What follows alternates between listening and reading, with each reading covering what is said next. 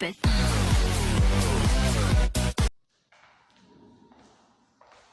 Hello friends, my self Atul Verma.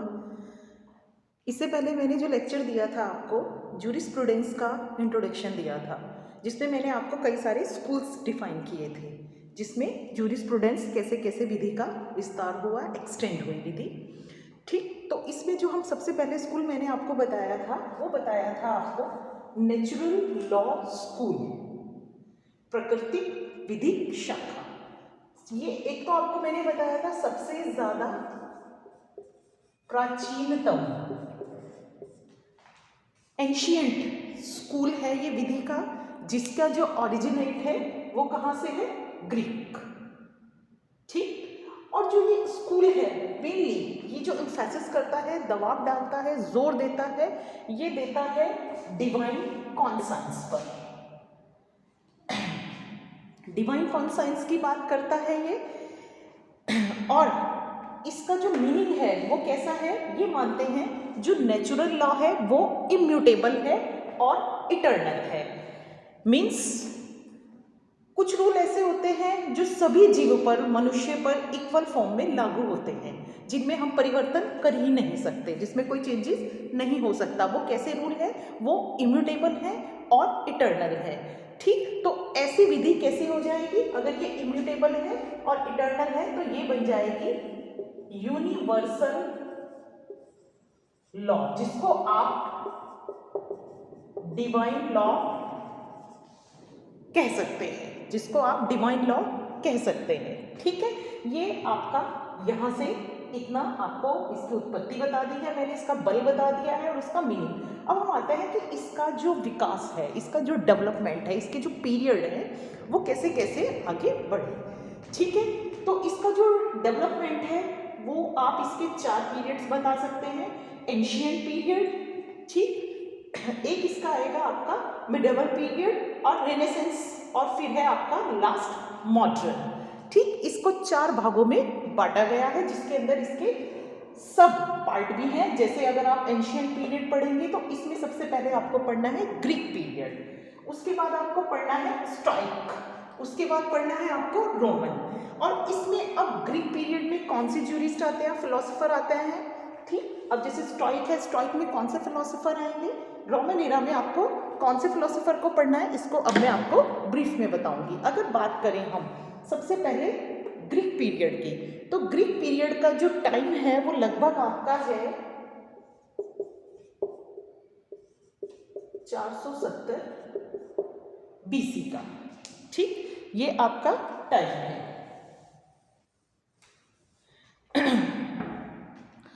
जिसमें आपको पढ़ना है हेरालिक्टस। ठीक, हेरालिक्टस फिलोसोफर है, इनको पढ़ना है। इन्होंने कहा है प्रकृति की वस्तु में पारस्परिक संबंध तथा उनमें व्यवस्था होनी चाहिए। अर्थात ये कहते हैं कि जितनी भी प्रकृति की वस्तु हैं उनमें आपसी रिलेशन मेंटेन होना चाहिए और एक सिस्टम होना चाहिए। इन्होंने 3 बातों पर एम्फेसिस किया है। सबसे पहले डेस्टिनी, जिसको आप लक्ष्य बोल सकते हैं, उसके बाद ऑर्डर, जिसको आप अवस्था बोल सकते हैं, और उसके बाद इन्होंने जो एम्फेसिस किया है वो रीजन ऑफ द वर्ल्ड, तर्क या युक्ति से आप इसको कह सकते हैं, जिसको आप कॉन्साइंस भी कह सकते हैं। मानवीय जो ह्यूमन कॉन्साइंस होता है उसको कह सकते हैं। ठीक, अगर बात करें स्टोइक की, स्टोइक एरा में मैंने कल भी बताया था, इससे पहले जो आपका लेक्चर लिया है उसमें भी बताया था मैंने। स्टोइक एरा में आप पढ़ेंगे सोक्रेट्स, प्लेटो और एरिस्टोटल। इसमें जो सोक्रेट्स का टाइम है वो 399 बीसी के आसपास का है।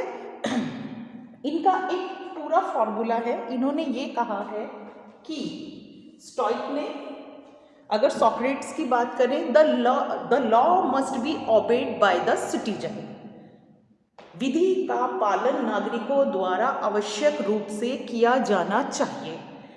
इससे पहले लेक्चर में जैसे मैंने बताया था, उन्होंने कहा है कि अगर सिटीजन को या प्रजा बोल सकते हैं, अगर प्रजा को राज्य की विधि में, शासन में कोई आर्ग्यूमेंट करना है तो वो दे, नहीं देना है तो वो अपने किसी अनुकूल राज्य में चला जाए। ये बातें मैं पिछले लेक्चर में सब बता चुकी हूँ। ठीक, इन्होंने फिर काइंड्स ऑफ जस्टिस बताए हैं। सॉक्रेट्स ने बताए हैं काइंड्स ऑफ जस्टिस। इन्होंने दो तरीके के बताए हैं जस्टिस। पहला बताया है इन्होंने नेचुरल जस्टिस, दूसरा बताया है इन्होंने लीगल जस्टिस, जिसको आप नेचुरल जस्टिस को आप कॉमन जस्टिस कह सकते हैं, लीगल जस्टिस को आप स्पेसिफिक जस्टिस या स्पेसिफिक लॉ भी कह सकते हैं।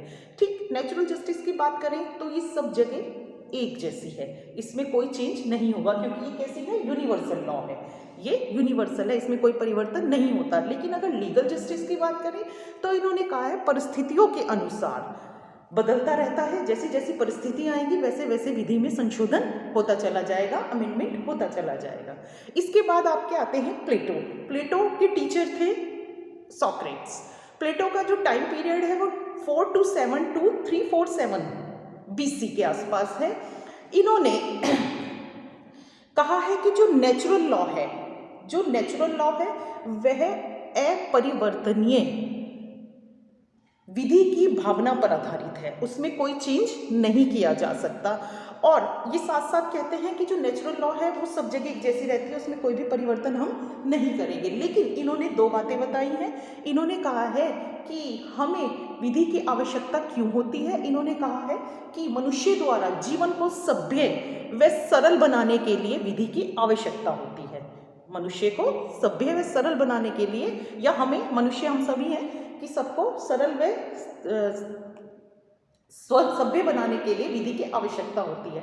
परंतु जैसे ही हम सभ्य होते हैं या जीवन सरल हो जाता है तो हमारे व्यक्तिगत अभिलाषाएं, ठीक, जिसको आप पर्सनल इंटरेस्ट कह सकते हैं आज की भाषा में, व्यक्तिगत अभिलाषाएं उत्पन्न हो जाती हैं। और फिर हम क्या करते हैं कि अपनी व्यक्तिगत अभिलाषाओं के पीछे लॉ को बनाना शुरू कर देते हैं।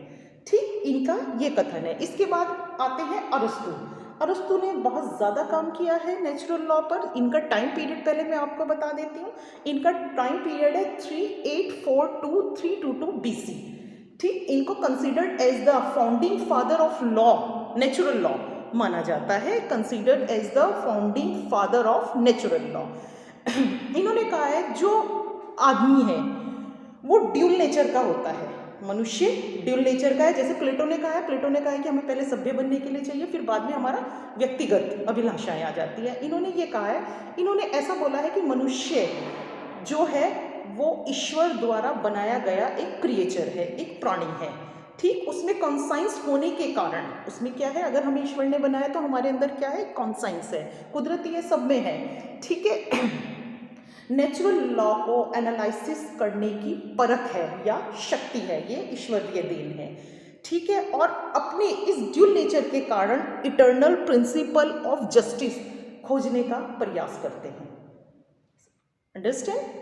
मीन्स हमारा ड्यूल नेचर है, हम ईश्वर द्वारा बनाए गए हैं, और अपने इस ड्यूल नेचर के कारण हम क्या करते हैं, इटर्नल प्रिंसिपल ऑफ जस्टिस खोजने का प्रयास करते हैं। इसे ही उन्होंने नेचुरल जस्टिस की परिभाषा में शामिल किया गया है। तो पहले, सबसे पहले मैं आपको ये बता दूं, जो हमारे तीनों स्टोइक फिलोसोफर हैं, इन्होंने बहुत ज़्यादा काम किया है। इन्होंने ही नेचुरल लॉ का ऑरिजिनेट किया है, यहीं से ही नेचुरल लॉ आगे डेवलप्ड हुई है। ठीक है, अब बात करते हैं हम अपने रोमन एरा की।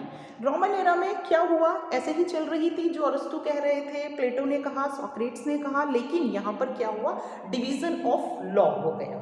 यहाँ पर लॉ को तीन जगह बांट दिया गया। जैसे सबसे पहले अगर बात करें तो सबसे पहले इन्होंने रखा जस्ट सिविल, ठीक, दूसरे नंबर पे इन्होंने रखा जस्ट जेंटियम, और थर्ड नंबर पर इन्होंने रखा जस्ट नेचुरल। ठीक, जस्ट सिविल की बात करें तो एप्लीकेबल ऑन रोमन सिटीजन। ठीक, ये कहाँ पर एप्लीकेबल होगी, जो रोमन सिटीजन है, जो उस शासन की प्रजा है। ठीक, अगर जस्ट जेंटियम की बात करें, इन्होंने दूसरी लॉ बताई है जस्ट जेंटियम, जिसको इन्होंने कहा है ये फॉर पर्सन या फॉरनर्स आप कह सकते हैं। थर्ड जस्ट नेचुरल, ये है law fixed by nature, immutable and eternal. इन्होंने कहा है अगर जस्ट सिविल और जस्ट जेंटियम को मिला दिया जाए तो इजिकल टू जस्ट नेचुरल, जो सब जगह समान लोगों पर लागू होगी, चाहे वे सिविलियन हो चाहे वे पर्सन हो। ठीक है, अब हम बात करते हैं मिडेवल एज की।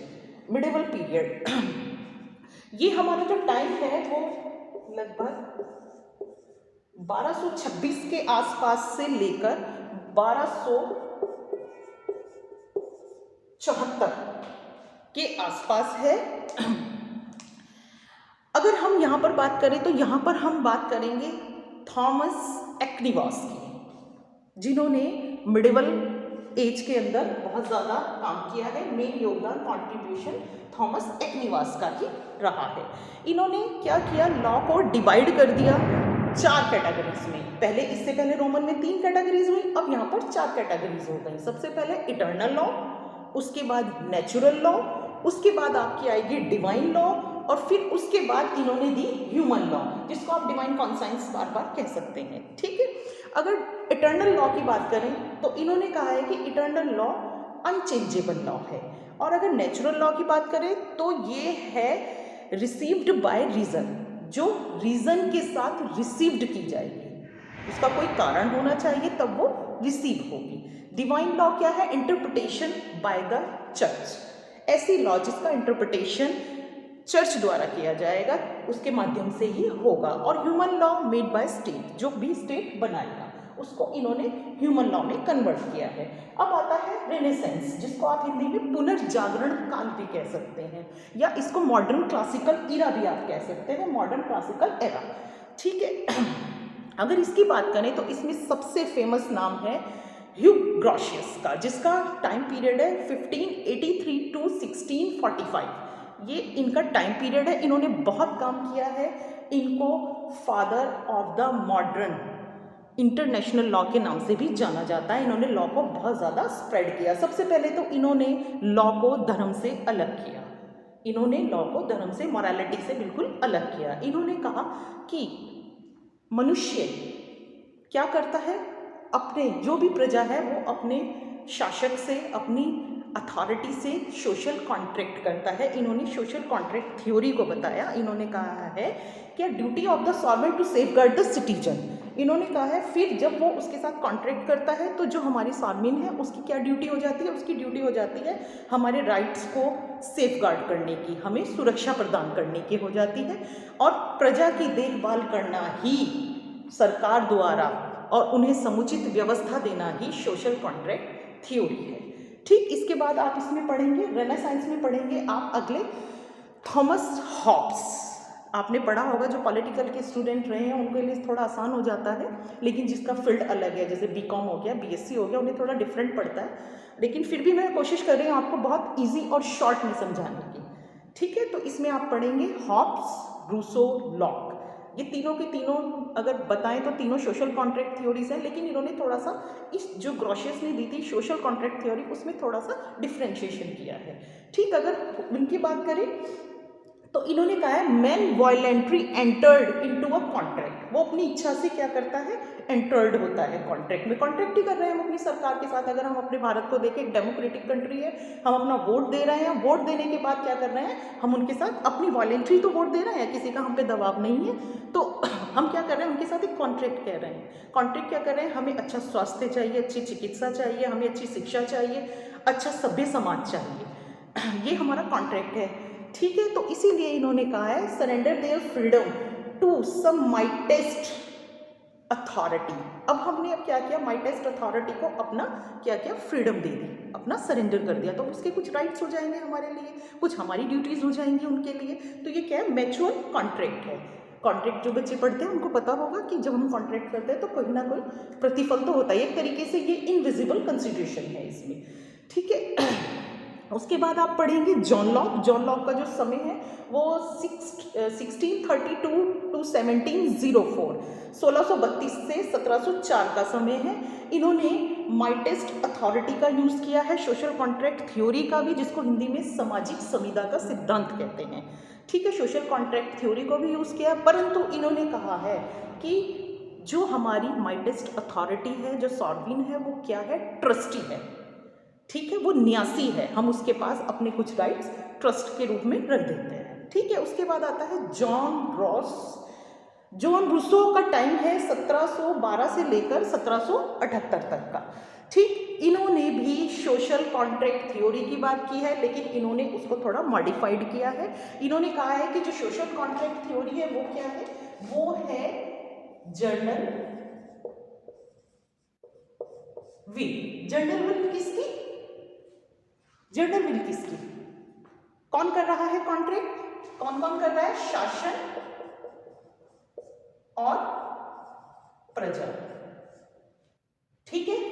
तो किसकी, इनकी जर्नल विल, ठीक। तो ये क्या कर रहे हैं कि अपनी सामान्य इच्छा जाहिर कर रहे हैं, जागृत कर रहे हैं शासन के लिए, ताकि वो अपनी एक अच्छे शासन को चुन सके और अपना अधिकार वहां पर रख सके। और वो अब शासन की क्या जिम्मेदारी हो जाती है, शासन की जिम्मेदारी हो जाती है हमें सुरक्षा प्रदान करना, हमें अच्छी व्यवस्था देना, न्याय प्रशासन अच्छा करना, ये सारी उसकी जिम्मेदारी हो जाती है। हमने अपनी कॉमन विल जाहिर कर दिया कि हमें ये सरकार चाहिए, इसका शासन चाहिए, ठीक है। अब इसके बाद आते हैं आपके इसी एराज में इमैनुअल कांट, जिनका आपका टाइम पीरियड है 1724 से 1804। इनका टाइम पीरियड आप नहीं भी लिखेंगे एग्जाम में तो चल जाएगा, लेकिन फिर भी मैं जनरली आपको बता रही हूँ।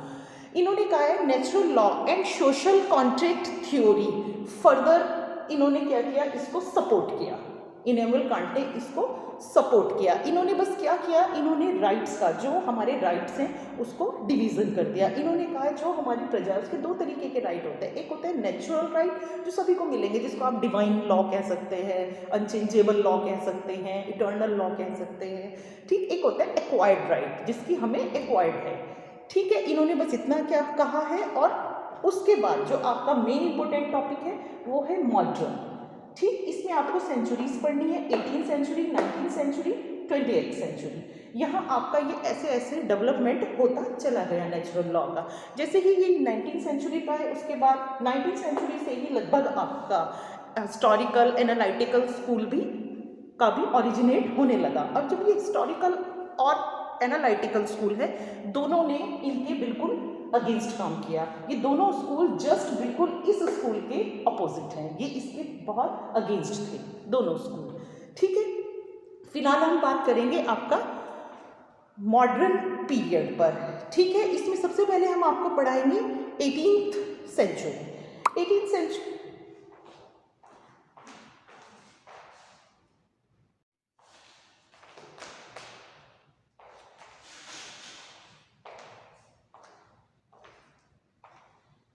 हम बात कर रहे थे अपनी चौथी एरा मॉडर्न एरा की नेचुरल लॉ स्कूल में। इसको हमने 3 पार्ट में डिवाइड किया है। पहला है इसका 18th सेंचुरी, दूसरा इसका 19th सेंचुरी और थर्ड 20th सेंचुरी, जिसको आप revival of the natural law कह सकते हैं, प्राकृतिक विधि का पुनर्जीवन भी कह सकते हैं कि यहाँ इसको पुनर्जीवित किया गया। लेकिन किस तरह अभी हम आपको बता देते हैं। अगर 18th सेंचुरी की बात करें तो क्या हुआ, 18th सेंचुरी में जो आपका सोशल कॉन्ट्रैक्ट थ्योरी थी, जो आपको ग्रोशियस ने दी, हॉब्स ने दी, रूसो ने दी, लॉक ने दी, वो क्या हुआ, पूरी तरह से डिक्लाइन हो गई, ठीक, पूरी तरीके से डिक्लाइन कर दी गई। और जितने भी आपके एनालिटिकल ज्यूरिस्ट थे, आपके जितने भी हिस्टोरिकल ज्यूरिस्ट थे, उन्होंने कहा इस थ्योरी को बिल्कुल रिजेक्ट कर दिया। इन्होंने कहा it was just a myth, इन्होंने ये बोला कि ये कुछ नहीं है, ठीक। और इसमें मेनली नाम आता है बेंथम, ऑस्टिन, आपका सन हेनरी मैन, इन सबको ये थ्योरी सही नहीं लगी। उसके बाद आता है 19th सेंचुरी। 19th सेंचुरी में क्या हुआ, बेंथम का उपयोगितावाद का सिद्धांत आया, जिसने स्थान ले लिया सोशल कॉन्ट्रैक्ट थ्योरी की जगह। पॉजिटिविज्म को, सकारात्मक विधि को बढ़ावा मिलने लगा, क्योंकि उसी time analytical school, historical school भी ओरिजिनेट हो रहे थे, उनकी भी उत्पत्ति हो रही थी। मेटरप्रिज्म हिस्टोरिकल ने क्या किया, पूरी की पूरी को इसको डोमिनेट कर दिया। क्या किया, इसको डोमिनेट कर दिया, ठीक। नेचुरल विधि का यहाँ पर हास होना शुरू हो गया। फिर आता है 20th सेंचुरी।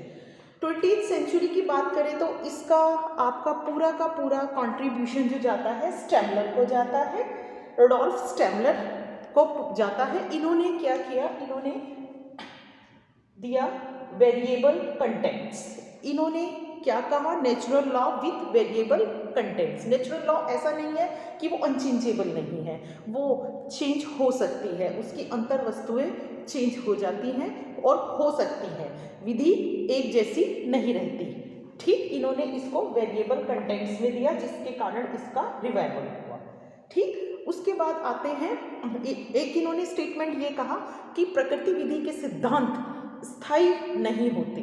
प्रकृति विधि के सिद्धांत स्थायी नहीं होते, लेकिन विधि का स्वरूप, जो उसका स्वरूप है वो स्थायी होता है, उसमें परिवर्तन नहीं होता है। ठीक, उसके बाद आते हैं आपके फिनिंस। जॉन फिनिंस पूरा नाम है इनका। इन्होंने क्या किया, इन्होंने कहा कि जो नेचुरल लॉ है वो ऑब्जेक्टिविटी से उत्पन्न नहीं होती। उन्होंने कहा वो ऑब्जेक्टिविटी से ओरिजिन नहीं होती। वो क्या है, इन्होंने ह्यूमन 7 प्रिंसिपल्स दिए फॉर ह्यूमन बीइंग के उन्होंने कुछ 7 प्रिंसिपल्स दिए, जिसमें उन्होंने बताया जैसे कि life, knowledge, play, pleasure etcetera, जो भी उसके एक ह्यूमन के लिए ज़रूरी है, रिलीजन, वो सारे के सारे देख कर ही नेचुरल लॉ का मेंशन किया जाना चाहिए। अर्थात वो क्या है, कुछ वेरिएबल कंटेंट्स है, क्योंकि हर आदमी का रिलीजन, प्ले, प्लेजर डिफरेंट है। ठीक, उसके बाद आते हैं आपके फिनिंस। इन्होंने किस पर, इनर मोरालिटी, जिसको हिंदी में आप बोलेंगे आंतरिक नैतिकता, हिंदी में आप इसको कहेंगे आंतरिक नैतिकता। इन्होंने कहा है विधि की आंतरिक नैतिकता, विधि की आंतरिक नैतिकता ही विधि का स्वरूप है। अर्थात इन्होंने कहा विधि कैसी होनी चाहिए, प्रक्रियात्मक होनी चाहिए, प्रोसीजरल होनी चाहिए, और हम उसी विधि को विधि मानेंगे जो प्रोसीजरल है, उसी की और जो हमारी प्रोसीजरल की क्या करे, अपेक्षाएं पूरी करें। जैसे कि विधि क्या होनी चाहिए, कंटिन्यूटी में होनी चाहिए, पर्सपेक्टिव होनी चाहिए, रेट्रोस्पेक्टिव भी होनी चाहिए, इंटरप्रिटेशन क्या हो, शुड बी क्लियर हो। तो इस तरह अभी मैंने आपको बताया कि हमारी जो नेचुरल लॉ है कहाँ से शुरू हुई, कितने एराज में बटी है, कितने पीरियड्स में बटी है, और फिर सब पीरियड्स हैं इनके, तो उसको आप कैसे डिफाइन करेंगे। मेनली आपको जो क्वेश्चन लिखना है, आपका जो क्वेश्चन आता है वो मेनली मॉडर्न से आता है। मॉडर्न में स्टेमलर आपसे पूछ लेते हैं। अगर आप बात करें जो लास्ट है मैंने बताई थी 4 एराज आपको, तो उसमें से आपको सॉक्रेट्स, अरस्तु पूछ सकते हैं आपसे, जिस पर आपका क्वेश्चन पुटअप किया जाता है। आपसे इमैनुअल कांट पूछा जाता है। तो इन राइटर पर आप अपना फोकस कीजिए। बाकी आज का लेक्चर मेरा यहीं ख़त्म होता है। अगला लेक्चर जो होगा मेरा वो जूरिस्प्रूडेंस के एनालिटिकल स्कूल पर होगा, जिसमें हम बेंथम पढ़ेंगे, केल्सन पढ़ेंगे, ऑस्टिन पढ़ेंगे, एच.एल. हार्ट पढ़ेंगे, जो आपसे एग्जामिनेशन में पूछा जाएगा। उम्मीद करती हूँ मेरा लेक्चर आपको पसंद आया होगा या अच्छा लगा होगा। तो प्लीज़ आपसे रिक्वेस्ट है, आप शेयर कीजिए, सब्सक्राइब कीजिए। Thank you very much.